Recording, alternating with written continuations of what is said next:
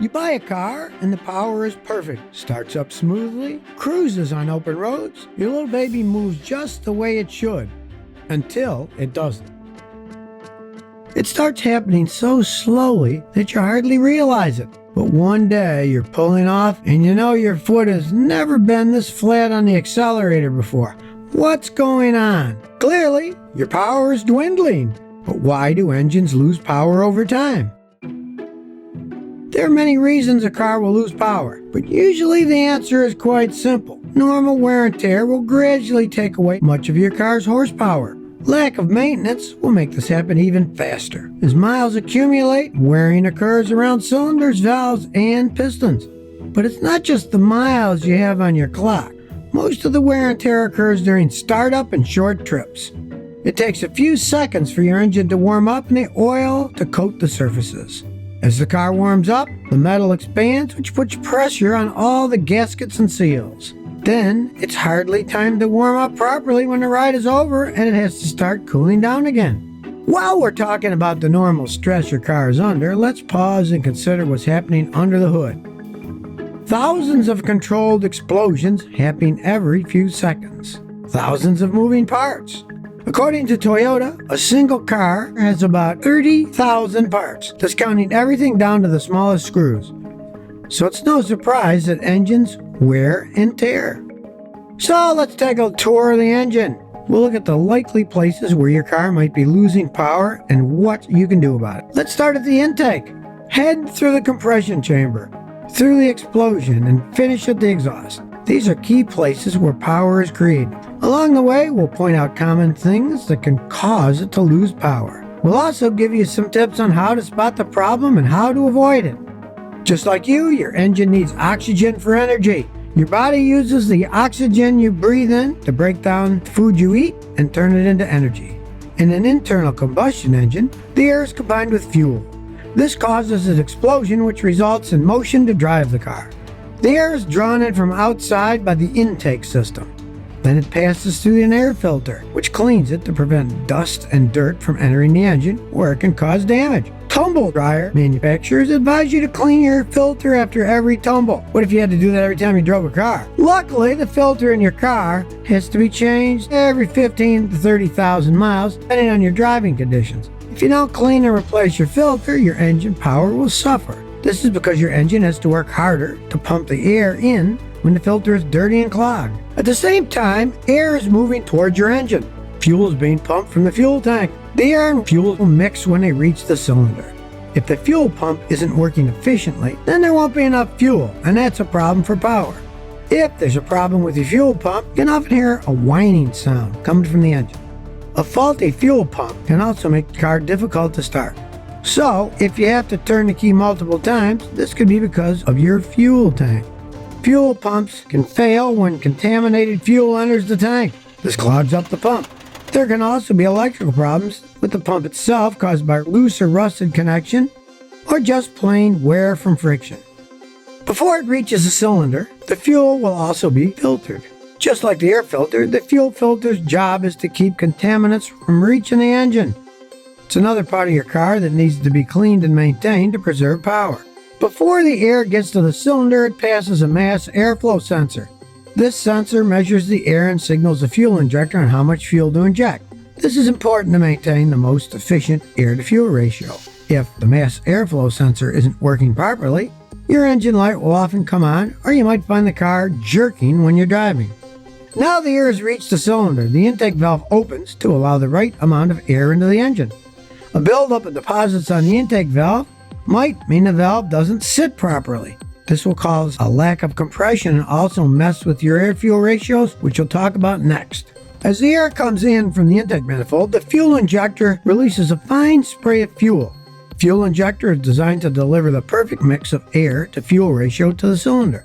The aim is to get the most power with the least waste. The ideal ratio is 14.7 to 1.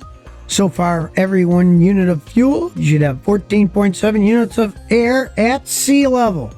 If the fuel gets clogged, this is probably because the fuel filter isn't doing its job. Like a lot of things that go wrong, a clogged fuel injectors will make it hard to accelerate and start the car. But it'll also make idling harder. So, if you have a rough idle, then it could be a sign of your fuel injector. Of course, if you're keeping track of your fuel efficiency and that starts decreasing, then you'll know the fuel injector could be to blame. By now, the piston has been pulled down to create a vacuum in the cylinder. This is the intake stroke. After the fine spray of fuel has been released by the fuel injector into the vacuum, the piston is forced back up and compresses the mixture very rapidly. This increase in pressure heats up the mixture and makes it more volatile. The spark plug ignites the mixture, which creates an explosion. This forces the piston back down. It turns the crankshaft, which makes the car move. On the fourth stroke, the exhaust stroke, the piston is forced back up again and expels the leftover gas through the exhaust valve. What's really important is the compression ratio in the cylinder. Simply put, this is the volume of the cylinder when the piston is at the bottom of the cylinder versus the volume of space when it's at the top. Even more simply, it's how much the air has been compressed inside the cylinder. The more the air is compressed before the explosion, the more power is released. Think of it this way. You release a firecracker outside compared to releasing it in a small room. You probably prefer to be outside when the force of the explosion dissipates. It's the same with compression ratio. If the explosion is in a small space, you can harness more of its power. So obviously, if air is leaking out of the cylinder, this will affect your compression ratio. This can happen when the piston rings wear down and the seat isn't airtight. If your piston rings are wearing out, your engine might make a knocking sound that stops once the car's warmed up. You could also get white smoke coming from the tailpipe and a drop in engine oil level. Pistons usually last over 60,000 miles, but consult your car's handbook to find the exact specs for your car. You can look after pistons by keeping them well oiled. Spark plugs can get dirty, and they can also get worn out or have a loose wire. How does that famous song go? You can't start a fire without a spark? Think of an internal combustion engine as a campfire without the cover. It's got wood and perhaps other flammable things. The marshmallows are ready, but without a match or a lighter or a flint, nothing's going to happen. That marshmallow is never going to get roasted. The same goes for an internal combustion engine. No spark, no combustion, no power. Dirty or worn spark plugs will cause a problem. But what exactly is a misfire? Timing is critical for an engine. A lot of actions need to happen in precise order for it to work properly. A misfire occurs when something in a sequence of events fails. The more controlled the explosion, the more power it delivers. But the reverse is also true. So when the timing is off, the power it generates will decrease. As we saw before, the gas that's left behind after the explosion is pushed out of the cylinder on the fourth stroke. That's why they call it four-stroke engines. The gas is expelled through the exhaust system, which includes the catalytic converter and the muffler. There's an oxygen sensor in the catalytic converter which measures the air to see how rich or lean the car is running. This information is fed back to the fuel injectors, which adjust the fuel ratio. The faster the engine can get rid of this gas, the better its performance will be. If you block the exhaust gases from not getting out through the exhaust, there'll be no room for fresh air to enter. This means no power at all. Basically, engines are gigantic air pumps. At the same time, other things are important too. The catalytic converter converts harmful compounds in exhaust into harmless compounds. The muffler reduces noise by diverting the gas with a noise-canceling chamber.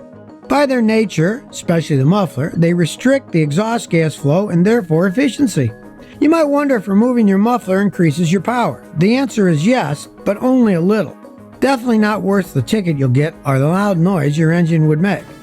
So what's a really common question everybody wants to know? If they put a potato in the exhaust, would that stop the car? You've seen it in movies, right? The answer is probably not. Pressure would build up and eventually the potato shoots out of the exhaust. We definitely don't recommend trying it at all. Ensuring your muffler and catalytic converter aren't clogged or rusted will ensure you get good airflow. And good airflow equals more power. Let's sum up the two most important things for you to remember when it comes to keeping your car going strong. Number 1, ensure it gets regular maintenance. Number 2, if something is wrong with your car, don't ignore it. Small problems can lead to big problems pretty quick. Hope this has been useful to you. If you like this episode, please support us by sharing the video.